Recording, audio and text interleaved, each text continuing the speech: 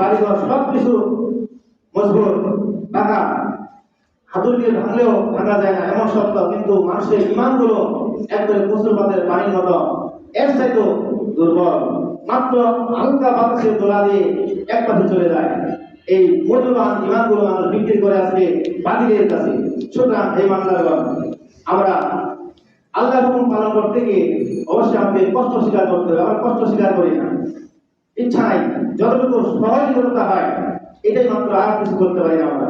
সমাজ উপস্থিতি, তাহলে আল্লাহর হুকুম পালন করতে হবে। আল্লাহ রাব্বুল আলামিন ইয়া মাশারাল জিন্নি ওয়াল ইনসি ইসতাগাতু আন তানফুযু মিন আকতারিস সামাওয়াতি ওয়াল আরদি ফানফুযু লা তানফুযু ইল্লা বিসুলতান। হে জিন ও মানুষেরা, তোমরা একমাত্র আমার ইবাদত করো, আমার দাসত্ব করো, কারণ আসমান ও জমিনের মালিক হলাম আমি আল্লাহ।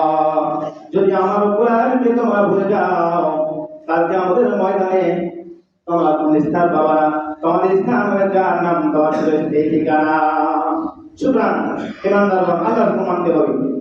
যদি দুনিয়াতে কোনো বাদশার হুকুম না মানার কারণে এত কষ্ট, এত হুমকি ধমকি বা এত জেল জরিমানার প্রয়োজন হয়, যিনি সারা পৃথিবীর বাদশার বাদশা, কিয়ামতের ময়দানে কোনো মানুষ থাকবে না, একমাত্র লিল্লাহিল ওয়াহিদুল কাহ্হার, সব রাজত্বের মালিক হলেন আল্লাহ। সেই আল্লাহর হুকুম আমরা কিভাবে লঙ্ঘন করি? বাদশা মাহমুদ, ভারতবর্ষে একটা বাদশা ছিল, বাদশা মাহমুদ। এই বাদশা মাহমুদ ইমানদার বাদশা ছিলেন। অনেক মানুষ তার সংস্পর্শে এসে কালিমা গ্রহণ করেছেন। বাদশা মাহমুদ তার একজন গোলাম ছিল, সেই গোলামটা ছিল খুব নিম্নশীল এবং সবচেয়ে নিম্নমানের ছিল। তিনি ছিল মূর্খ, তার যোগ্যতা ছিল কম, কিন্তু ওই বাদশা মাহমুদ তার সেই গোলামকে সবচেয়ে বেশি ভালোবাসে। সুবহানাল্লাহ, ওই ব্যক্তিকে সবচেয়ে ভালোবাসে। এবার আশেপাশের মন্ত্রীরা, যারা অনেক শিক্ষিত, অনেক ডিগ্রিধারী, তারা এটা সহ্য করতে পারে না। তারা বাদশার মনে এটাই যে আমরা এত শক্তিশালী এবং এত শিক্ষা দীক্ষা হওয়ার পরেও আমাদেরকে বাদশা আপন করে ভাবে না, আমাদেরকে পর ভাবে। আর ওই গোলাম সবচেয়ে নিম্নমানের যে গোলাম, তাকে বাদশা বেশি ভালোবাসে, তাকে সবচেয়ে কাছে রাখে। এটা আমরা সহ্য করতে পারি না। বাদশাকে বুঝতে পারে, বিচক্ষণ বাদশা বুঝতে পারে কি, একদিন এক মন্ত্রীকে ডাকলেন, সবচেয়ে বড় মানে যে মন্ত্রী, তাকে ডাক দিলেন। ডাক দিয়ে মন্ত্রীকে বললেন, মন্ত্রী আমার হাতে কিছু নিয়ে জানাও। ওই বাদশা বিচক্ষণ মন্ত্রী বলল, বাদশা যাবে না, এটি হলো আপনার হীরকখণ্ড। বাদশা বলে, এটার দাম কত হবে তুমি জানো? ওই মন্ত্রী বলল, বাদশা এটার মূল্য অনেক হবে, এটা ৭,০০০ ঘরের চাইতে মূল্য বেশি। বাদশা বলল, তুমি এটাকে ভেঙে ফেলো। ওই মন্ত্রী অনেক বুঝে, বাদশা এটা ৭,০০০ ঘর, এটা আমি কেমনি ভাবে ভেঙে ফেলি? এটা তো আপনার রাষ্ট্রের একটি ধন, জনগণের ধন, এটা আমার পক্ষে ভাঙা সম্ভব হবে না। বাদশা সেটা রেখে দিলেন। ওই মন্ত্রীকে বিদায় করে কিছু বললেন না। কয়েকদিন পর আরেক মন্ত্রীকে ডাক দিলেন। মন্ত্রীকে বললেন, মন্ত্রী বলো তো আমার হাতে এটা কি?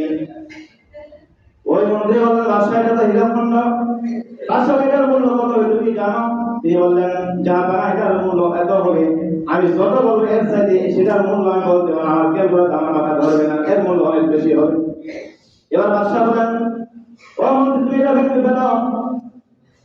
মন্ত্রী বলল, বাদশা এটা আমি ভাঙতে পারবো না, এটা ৭,০০০ ঘরের চাইতে অনেক মূল্য, এটা ভাঙতে পারবো না। এবারে এক এক করে ৬০ জন মন্ত্রীকে বাদশা ডাক দিলেন, কেউ ভাঙলো না। বলছে তার নিম্ন গোলাম, যেটা নিম্নশীল যেটি গোলাম, যার মূল্য এবং যোগ্যতা কম, তাকে ডাক দিলেন। সবাই মন্ত্রী আসলে উপস্থিত।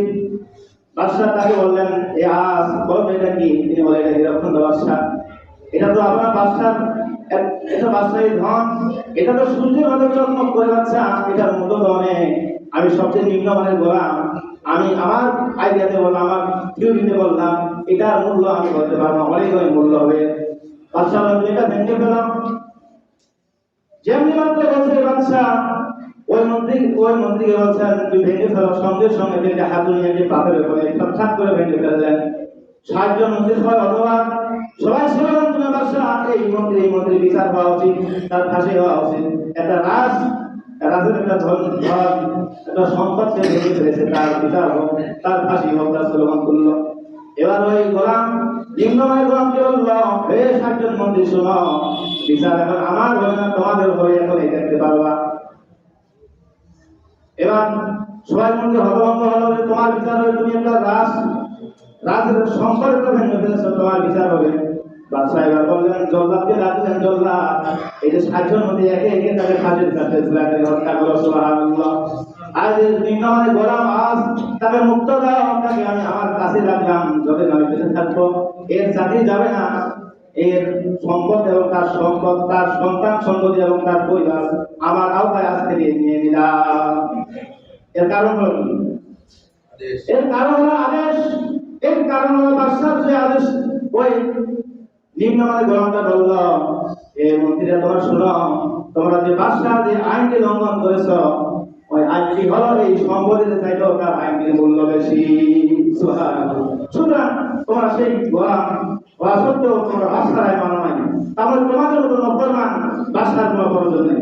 সুতরাং এটা যত মূল্যের হোক, বাদশাহ বলছেন তুমি এটা ভেঙে ফেলেছি, এটি বাদশাহ সন্তুষ্ট। সুতরাং আল্লাহ রাব্বুল আলামিন তিনি সারা পৃথিবীর বাদশাহ, সেই আল্লাহর হুকুম যদি আমরা অমান্য করি, একজন সাধারণ বাদশাহ হয়ে যদি সবাইকে শিরশ্ছেদ করতে পারেন, আর আমরা আল্লাহর তৈরিকৃত মানুষ হয়ে আল্লাহর সব নির্দেশনা পেয়ে আমরা কেন আল্লাহর সেই আইন লঙ্ঘন করি? যদি আমরা করি, আল্লাহ রাব্বুল আলামিন এর সাথে শাস্তি আমাদেরকে দিয়ে, আর আল্লাহর সেই বড় শাস্তিটা হলো জাহান্নাম। সুতরাং হে মুসলমানেরা, আমরা যেন সেই আল্লাহর হুকুম পালন করি, এত যতই কষ্ট হোক, যতই যতই কঠিন মনে হয়, আল্লাহর কাছে সেটা দিও। আল্লাহ রাব্বুল আলামিন আমাদেরকে ইয়া মাশাআল্লাহ জিন্নি ওয়াল ইনস ইন ইসতাতা'তুম আন তানফুযু মিন আকতারিস সামাওয়াতি ওয়াল আরদ লা তানফুযু ওয়া লা তানফুযু ইল্লা বিসুলতান। আল্লাহ রাব্বুল আয়াতের আলোচনায় আমাদেরকে আল্লাহর ইবাদত করে বাকি জীবনগুলো অতিবাহিত করবার তৌফিক দান করুন। সবাই আল্লাহুম্মা আমিন। ওয়া আখিরু দাওয়ানা আলহামদুলিল্লাহি রাব্বিল আলামিন।